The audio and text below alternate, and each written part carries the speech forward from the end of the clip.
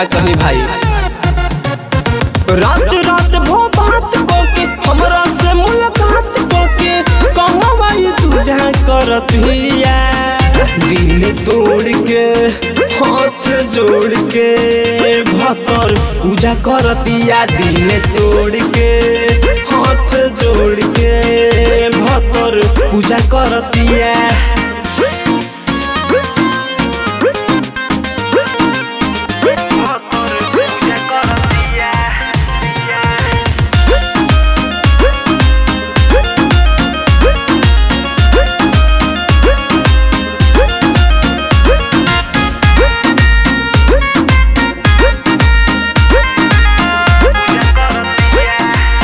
हमरे पसंद के लगावत रहे तर जान न पोनी हम कर चरितर।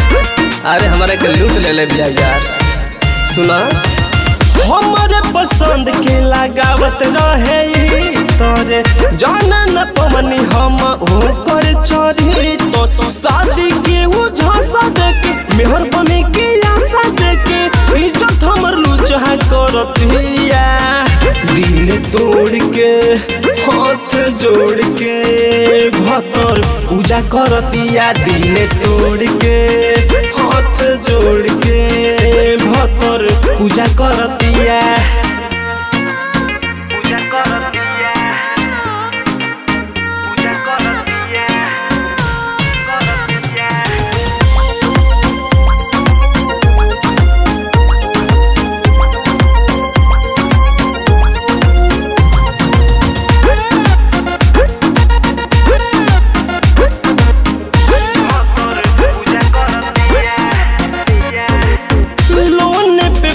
लेके देनी उपहार दोसरा के गला में डाल दिया हार।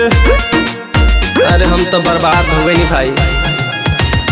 लोन पे फोन लेके देनी उपहार दोसरा के गला में डाल दिया हार। सोच के संभार के वीर विकास के धर के राकेश रंजन संग चूजा करत हिया।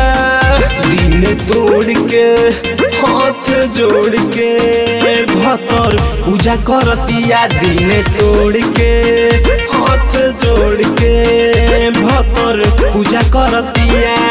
रात रात भो बात कोके हमरा से मुलाकात कोके कहवाई तू जहाँ करत हिया। दिल तोड़ के हाथ जोड़ के भतर पूजा करतिया। दिल तोड़ के हाथ जोड़ के भतर पूजा करतिया।